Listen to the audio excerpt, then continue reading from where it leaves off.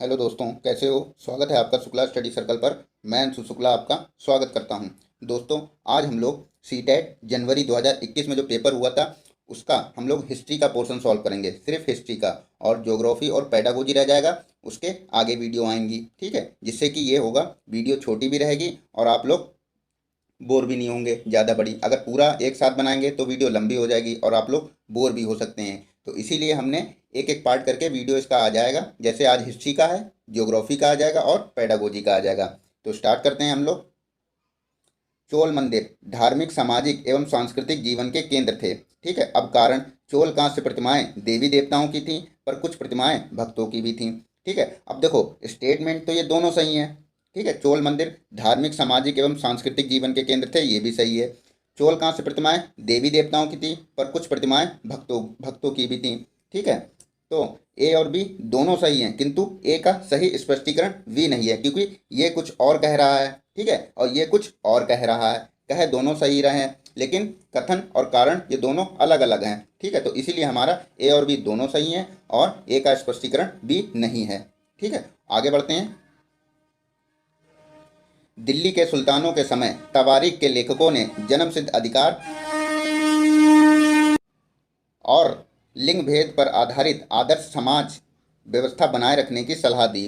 अब कथन बी, उनके विचारों से सारे लोग सहमत होते थे। तो कथन ए, दिल्ली के सुल्तानों के समय तवारीख के लेखकों ने जन्मसिद्ध अधिकार और लिंग भेद पर आधारित आदर्श समाज व्यवस्था बनाए रखने की सलाह दी, ये बिल्कुल आपका सही है। ठीक है, उनके विचारों से सारे लोग सहमत होते थे, तो ये आपका गलत हो जाएगा, क्योंकि उनके विचारों से सारे लोग सहमत नहीं होते थे। तो इसमें हमारा कौन सा सही हो जाएगा?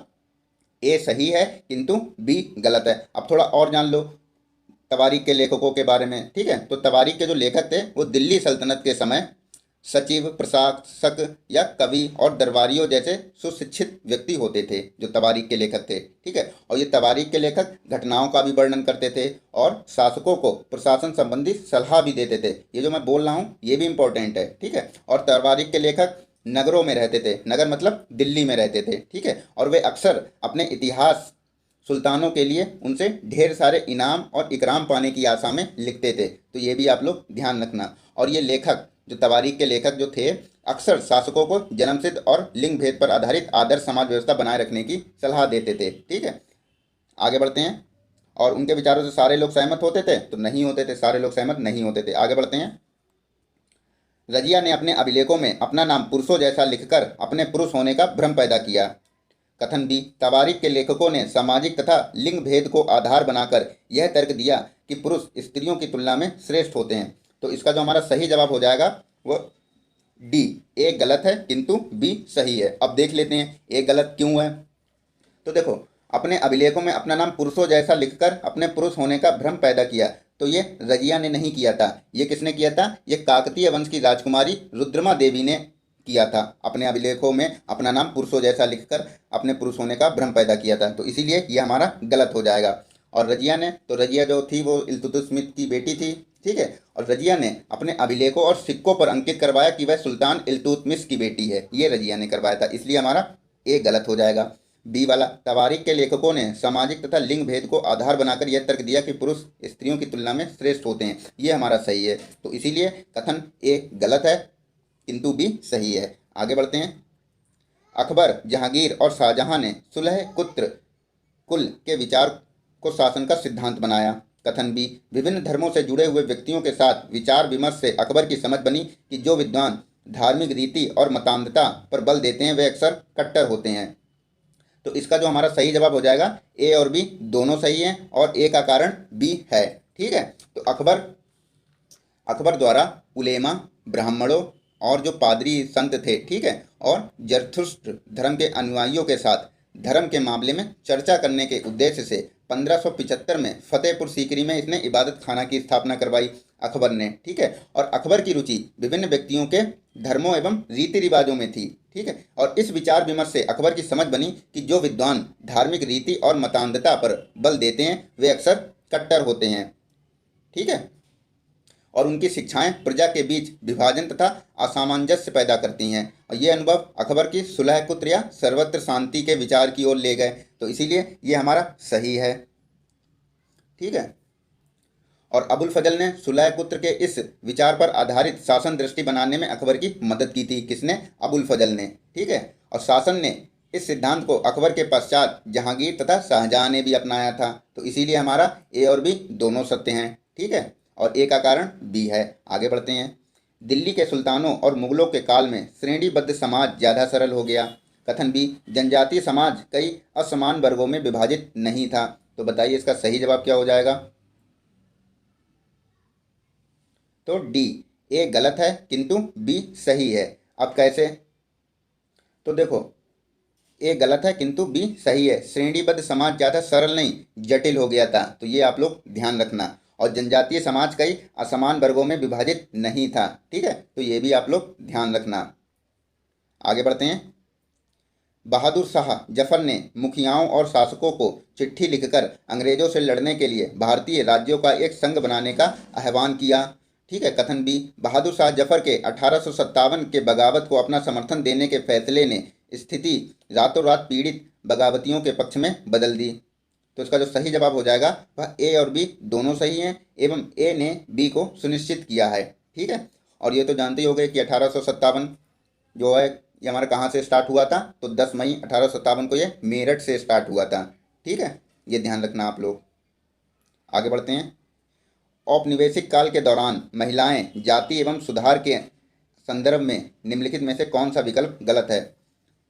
महिलाएं जाति एवं सुधार के संदर्भ में निम्नलिखित में से कौन सा विकल्प गलत है? विद्यासागर ने विधवा विवाह का सुझाव दिया। प्रार्थना समाज ने केवल हिंदू ग्रंथों पर विचार विमर्श किया। पंडिता रमाबाई ने पूना में एक विधवा गृह की स्थापना की। प्राचीन ग्रंथों के ज्ञान से सुधारकों को नए कानून बनवाने में मदद मिली। तो बताइए इसमें कौन सा विकल्प गलत है? ये जरूर ध्यान रख लेना, पेपरों में यही नहीं दिखता है। तो जो इसका गलत हो जाएगा वो ऑप्शन बी हो जाएगा। ठीक है, प्रार्थना समाज ने केवल हिंदू ग्रंथों पर विचार विमर्श नहीं किया, इसने हिंदू, बौद्ध तथा ईसाई ग्रंथों पर विचार विमर्श किया। तो ये आप लोग ध्यान रखना। तो और प्रार्थना समाज की स्थापना कब हुई थी? तो 1867 में बम्बई में इसकी स्थापना हुई थी। तो ये भी आप लोग ध्यान रखना। आगे बढ़ते हैं। अब ये ज्योग्राफी का क्वेश्चन आ गया है, तो तेलंगाना राज्य कर लो सॉल्व इसको। तेलंगाना राज्य पहले भारत के किस राज्य का हिस्सा था? तो किस राज्य का हिस्सा था? आंध्र प्रदेश का। ठीक है। लगभग 12,000 साल पहले भारत में कई क्षेत्रों में गर्मी बढ़ने के कारण घास वाले मैदान बनने लगे। कथन बी, हिरण, बारहसिंगा, बकरी, भेड़ और मवेशी जैसे जानवरों की संख्या बढ़ी। ठीक है, तो इसका जो सही जवाब हो जाएगा वह हमारा ए और बी दोनों सही है, और ए का कारण बी है। अब कैसे? अब भाई जब लगभग प्राचीन काल में जो क्लास 6 की हिस्ट्री है उसमें ये क्वेश्चन दिया हुआ है। ठीक है, तो 12,000 साल पहले भारत में कई क्षेत्रों में गर्मी बढ़ी। अब गर्मी बढ़ने के कारण घास वाले मैदान बनने लगे, और जब घास वाले मैदान बनने लगे तो हिरण, बारहसिंगा, बकरी, भेड़ और मवेशी जैसे जानवरों की संख्या बढ़ी। तो हमारा ये दोनों सही हैं, और ए का कारण बी है, क्योंकि जब ये हुआ तभी तो इस ए के कारण बी हुआ। ठीक है, तो ये आप लोग ध्यान रखना। आगे बढ़ते हैं। पुरास्थलों के संदर्भ में निम्नलिखित में से कौन सही है? वह स्थान जहाँ वस्तुओं के अवशेष मिलते हैं, यह केवल जमीन के ऊपर ही पाए जाते हैं, ये केवल जमीन के अंदर ही पाए जाते हैं, ये समुद्र और नदी के तल में कभी नहीं पाए जाते हैं। तो इन क्वेश्चनों को देखो कैसे सॉल्व करते हैं। अगर आपने हिस्ट्री पढ़ी है तो आप इसको सॉल्व कर लोगे। ठीक है, अगर आपने थोड़ी बहुत भी पढ़ी है तो अब हमें पता है कि पुरास्थल केवल, अब इसमें केवल वर्ड आया, तो केवल जमीन के ऊपर ही पाए जाते हैं, तो ऐसा नहीं है। केवल जमीन के अंदर पाए जाते हैं, ऐसा भी नहीं है, क्योंकि जो पुरास्थल हैं वो जमीन के अंदर भी पाए जाते हैं और जमीन के ऊपर भी पाए जाते हैं। ये आप लोग नोट कर लेना। और ये समुद्र और नदी के तल में कभी नहीं पाए जाते हैं, तो ऐसा नहीं है, ये समुद्र और नदी के तल में भी पाए जाते हैं। तो इसलिए हमारा ये भी गलत हो गया। तो जो हमारा सही जवाब हो जाएगा ऑप्शन सी, केवल ए, वह स्थान जहाँ वस्तुओं के अवशेष मिलते हैं। पुरास्थलों के बारे में ये ध्यान रखना, ये ज़मीन के अंदर भी पाए जाते हैं और ज़मीन के ऊपर भी पाए जाते हैं, और ये नदी और समुद्र तल में भी पाए जाते हैं। आगे बढ़ते हैं। हड़प्पा सभ्यता के लोग बनाते थे पत्थर की मोहरें, पीले रंग से डिजाइन किए गए पात्र, लोहे से बनी तकलियाँ, सोने से बने बर्तन। तो इसका सही जवाब क्या हो जाएगा? अब खुद सोच लो आप लोग, क्योंकि जब हड़प्पा की खोज हुई थी तो क्या उसमें लोहे के प्रमाण मिले थे? लोहे के प्रमाण हमें नहीं मिले थे। तो आप ऐसे ही सही आंसर पे जा सकते हैं। कैसे?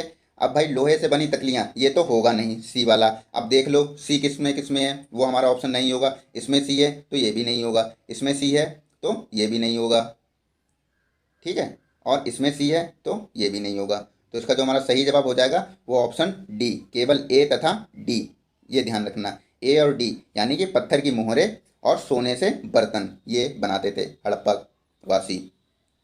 और हड़प्पा सभ्यता के नगर हमें कहाँ कहाँ से मिले हैं? तो पाकिस्तान के पंजाब और सिंध प्रांतों से, ठीक है, भारत के गुजरात, राजस्थान, हरियाणा और पंजाब प्रांतों में मिले हैं। और इन सभी स्थलों से पुरातात्विदों को मिट्टी के लाल बर्तन जिन पर काले रंग के चित्र बने थे, ये ध्यान रखना। और हमें हड़प्पा से क्या क्या मिला है? पत्थर के बांट, मुहरे, मनके, तांबे के उपकरण तथा पत्थर के लंबे ब्लेड इत्यादि प्राप्त हुए हैं। तो ये आप लोग ध्यान रखना। और एक चीज़ ध्यान रखना, हड़प्पा सभ्यता के लोग सोने व चांदी से गहने व बर्तनों का निर्माण करते थे। ठीक है, आगे बढ़ते हैं। ये तो फिर वही आ गया। एक महापाषाण कब्र में दो कंकालों के अवशेष थे। इन दोनों में से महिला के कंकाल का अनुमान लगाने हेतु देखना होगा। क्या देखना होगा? हड्डियों की संरचना, कंकाल के साथ मिले आभूषण, कंकालों के आकार, कंकालों के साथ मिले खाना पकाने के बर्तन। तो पहले तो इसका सही जवाब हो जाएगा केवल ए, हड्डियों की संरचना। अब ये वाले हमारे क्यों गलत हैं? तो देखो, मान लो जो कब्र होती थी, ठीक है, तो कब्र में चाहे वो आदमी हो या औरत हो, तो प्राचीन समय में ये दोनों लोग आभूषण पहनते थे। तो आभूषण से तो हम नहीं पता लगा सकते हैं कि ये महिला का कंकाल है या ये पुरुष का कंकाल है।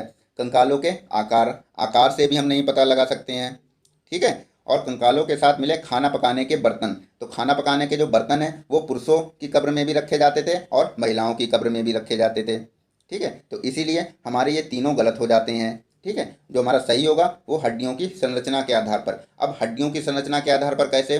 तो ध्यान रखना, कंकाल का लिंग पहचानने का सबसे बेहतर तरीका उसकी हड्डियों की जांच करना है। अब चूंकि महिलाएं बच्चों को जन्म देती हैं, तो इसीलिए उनका कटी प्रदेश या कूल्हा पुरुषों से ज़्यादा बड़ा होता है, ठीक है। तो इसी तरीके से हम पहचान सकते हैं यह कंकाल महिला का है या यह कंकाल पुरुष का है। और ये जो विचार है कंकालों के आधुनिक अध्ययन पर आधारित है, ये ध्यान रखना आप लोग। आगे बढ़ते हैं, तो इसका सही जवाब क्या हो जाएगा पता? हड्डियों की संरचना।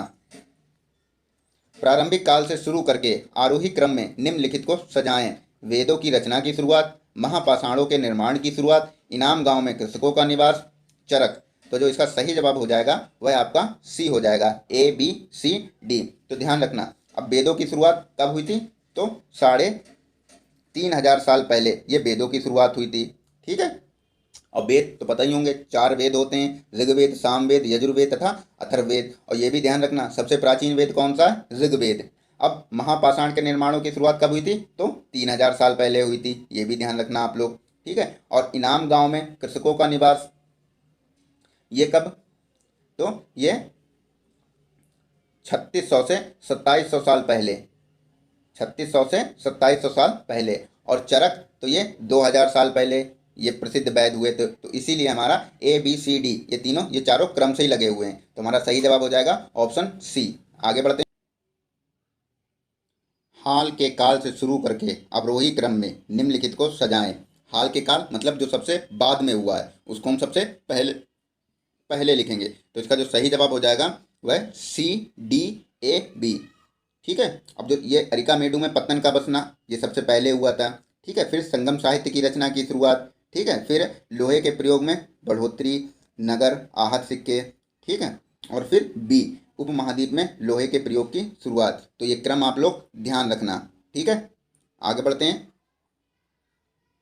तो साथियों, आज के लिए बस इतना। वीडियो अच्छी लगी है तो प्लीज़ वीडियो को लाइक करें, चैनल को सब्सक्राइब करें। और आपकी क्लास 6 की जो हिस्ट्री है वो कंप्लीट हो चुकी है, पूरी प्लेलिस्ट बनी है, आप लोग देख सकते हैं। और क्लास 7 की हिस्ट्री स्टार्ट हो गई है, ठीक है। तो कल फिर मिलते हैं, अब तब तक के लिए जय हिंद।